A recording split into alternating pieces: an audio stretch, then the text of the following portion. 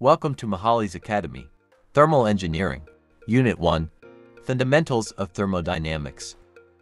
Types of Thermodynamic Systems. By Professor Nikhil Mahali. चला मुलांनो, आपण पाहत आहोत थर्मल इंजिनिअरिंग. थर्मल इंजिनिअरिंग मध्ये आपण पाहत आहोत unit number 1 fundamentals of thermodynamics.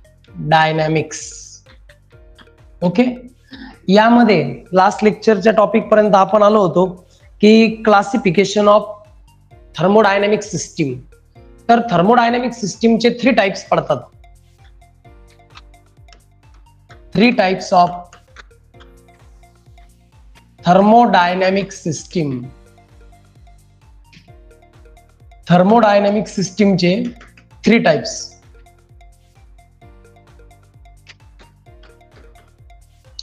Thermodynamic सिस्टीमचे 3 टाइप्स पडतात. Number 1 closed system, number 2 open system आणि नंबर 3 आयसोलेटेड सिस्टीम. ह्या टॉपिक पर्यंत आपण लास्ट लेक्चर पर्यंत आलो होतो. लास्ट लेक्चर मध्ये या इथपर्यंत आपण आलेलो होतो. आता आपल्याला एक्सप्लेन करायची होती क्लोज्ड सिस्टीम. चला हेडिंग द्या, closed system. Closed system.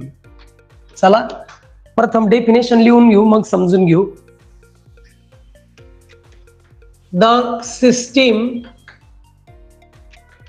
in which only transfer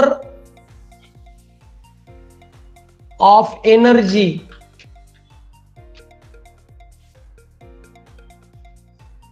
occurs but no transfer of mass occurs across the boundary. Across the boundary is called as closed system. मुलांनो, the system अशी system in which only transfer of energy occurs, ज्याच्यामध्ये फक्त energy transfer होते but no transfer of mass.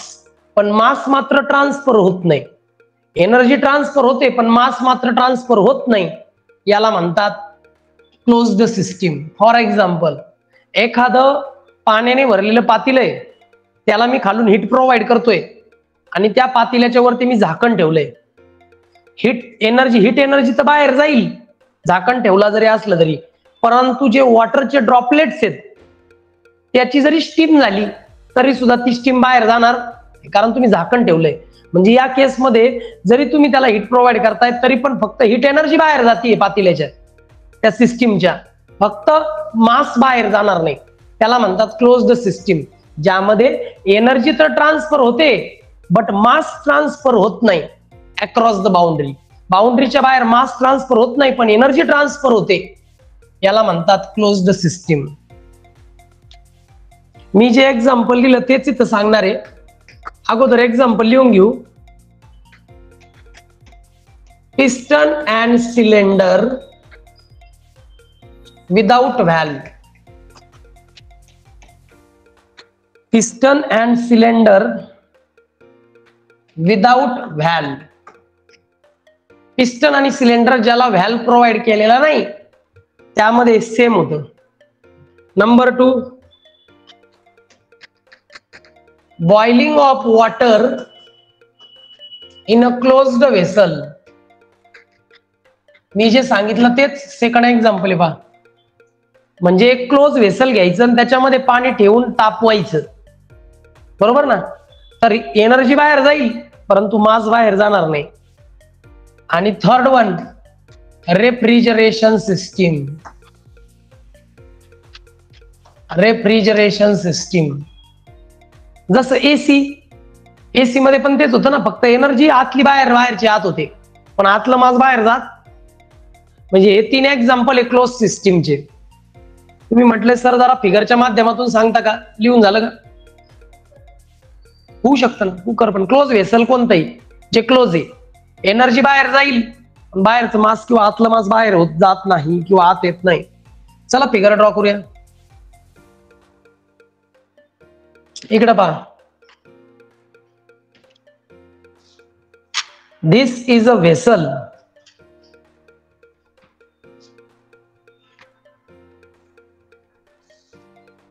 This is a vessel.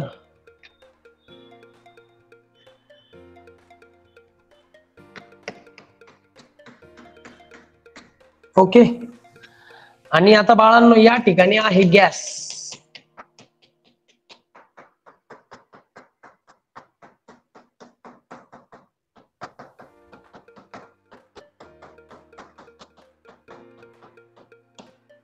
या ठिकाणी आहे gas. हा आहे तुमचा पिस्टन. या ठिकाणी आहे हा सिलेंडर. याला खालून तुम्ही प्रोव्हाइड करताय बाळांनो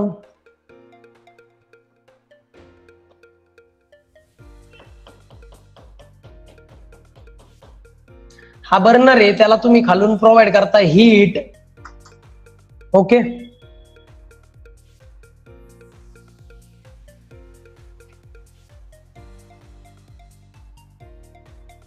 इकडे लक्ष द्या.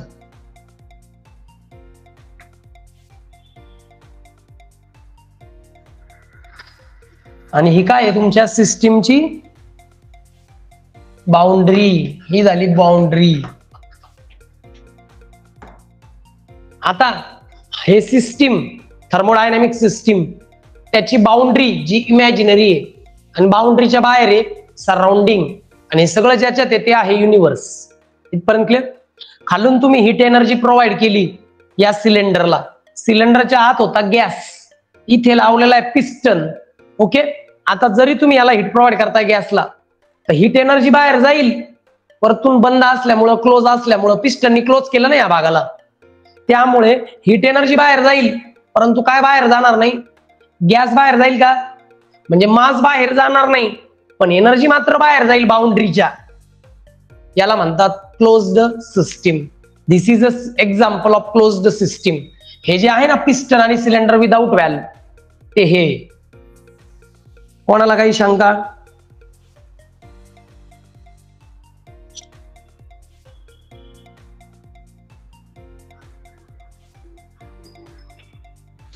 काही शंका? लिहून घ्या पटकन.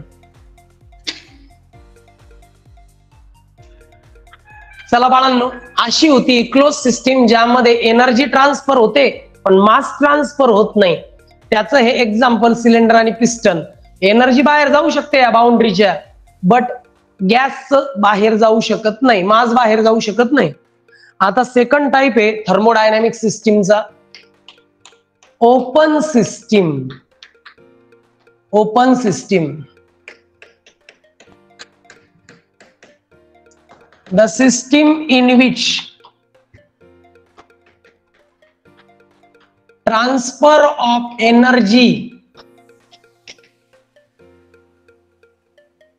as well as mass occurs across the boundary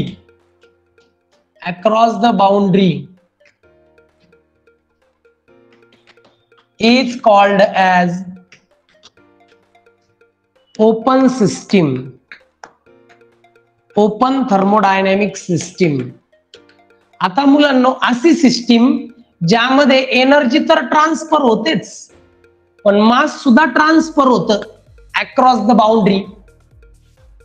बरोबर? एनर्जी तर बाहेर जातेच बाउंड्रीच्या, पण मास सुद्धा त्या बाउंड्रीच्या बाहेर क्रॉस होतं. मास आणि एनर्जी दोन्ही पण जर तुमच्या बाउंड्रीच्या बाहेर जात असतील किंवा बाहेरून आत येत असतील तर त्याला म्हणतात ओपन सिस्टीम. याचं जर एक्झाम्पल द्यायचं झालं तर एक असं ओपन व्हेसल ज्यामध्ये तुम्ही एखाद्या फ्लुइड भरलंय आणि त्याला हिट देताय.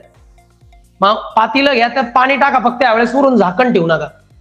मग त्या ओपन व्हेसल मध्ये जर वॉटर बॉईल करताय तर पाण्याचे जे ड्रॉपलेट्स आहे ते पण बाहेर जाणार आहे स्टीमच्या स्वरूपात. मग पाण्याचं वजन कमी होईल का नाही? होईल ना, कारण ऍक्च्युअल मास सुद्धा स्टीम बनून बाहेर चाललंय. बरोबर ना? दूध आहे, दुधाला ऍक्च्युअली 15 मिनिटं तापवायचं होतं पण 1 तास तापवलं, कमी होईल का नाही दूध? मग दूध गेलं कुठं? थोडक्यात त्याचं जे मास होतं त्यातले जे काही वॉटर ड्रॉपलेट्स होते त्याची स्टीम झाली. कळाल ना? मग ते काय होतं? ओपन सिस्टीम, ज्यामध्ये एनर्जी तर गेलीच परंतु मास सुद्धा ट्रान्सफर झालं. पहिलं example, boiling of water in an open vessel. Boiling of water in an open vessel. Second example, steam nozzle.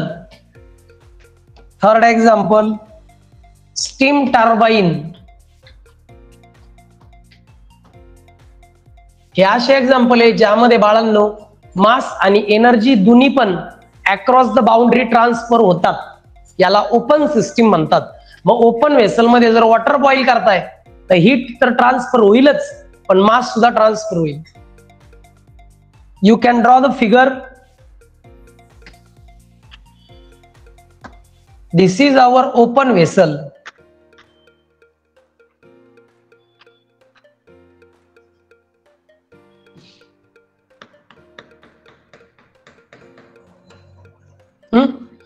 आता याच्यामध्ये लिक्विड आहे.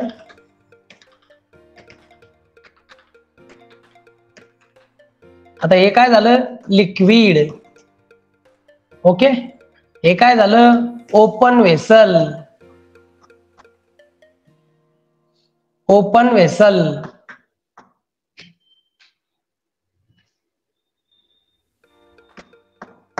ओपन व्हेसल आणि ही हीट एनर्जी आहे.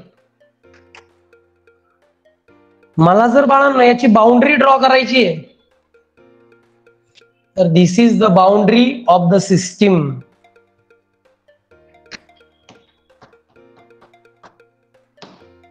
ऐका ना, आता हे काय झालं? Open vessel. मग ही झाली टोटल थर्मोडायनेमिक सिस्टीम. ही झाली इमॅजिनरी बाउंड्री आणि बाउंड्रीच्या बाहेर काय? सराउंडिंग आणि सगळं ज्याच्यात ते युनिव्हर्स.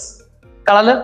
मग ओपन व्हेसल मध्ये जर तुम्ही एखाद्या गोष्टीला हिट करताय तर एनर्जी तर बाहेर जातेच आहे पण त्याचबरोबर वॉटर सुद्धा स्टीमच्या स्वरूपात बाहेर जाते. म्हणजे ट्रान्सफर ऑफ एनर्जी आणि मास दोन्ही पण इथं होतंय.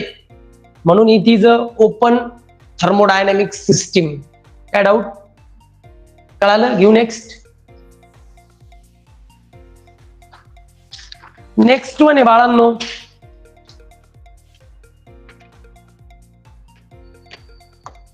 isolated system.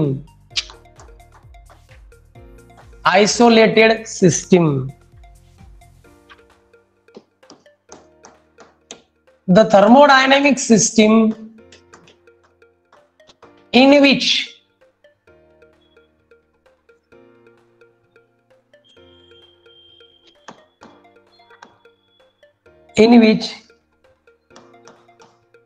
transfer of energy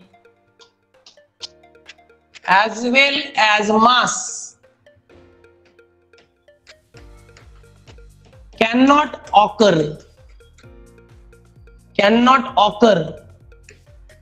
across boundary is called as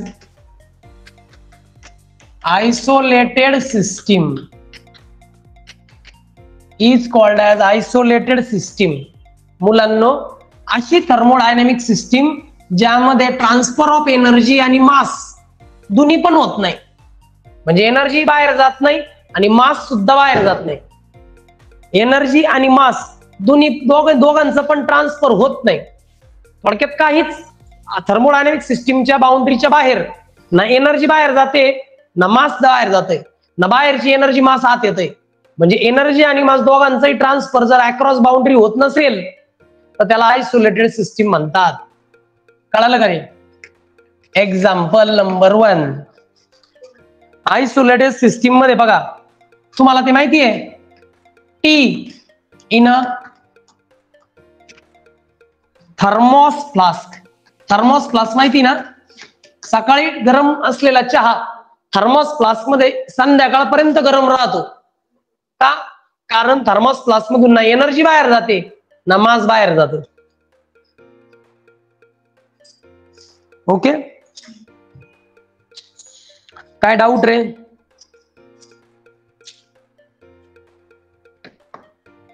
In this isolated system,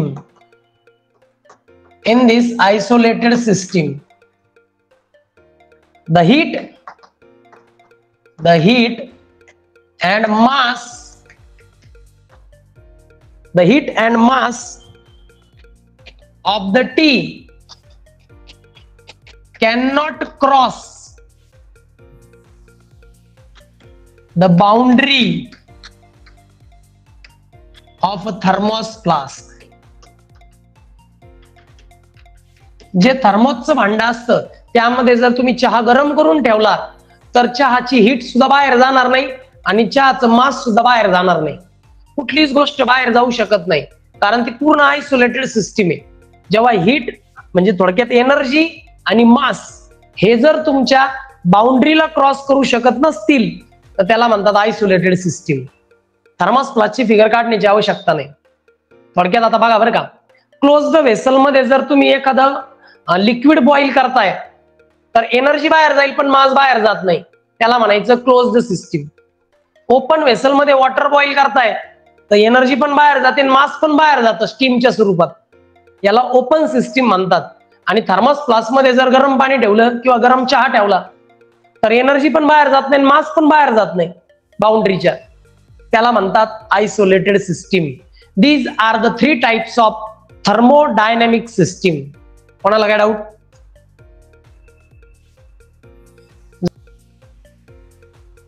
Like, share, and subscribe. Thanks for watching.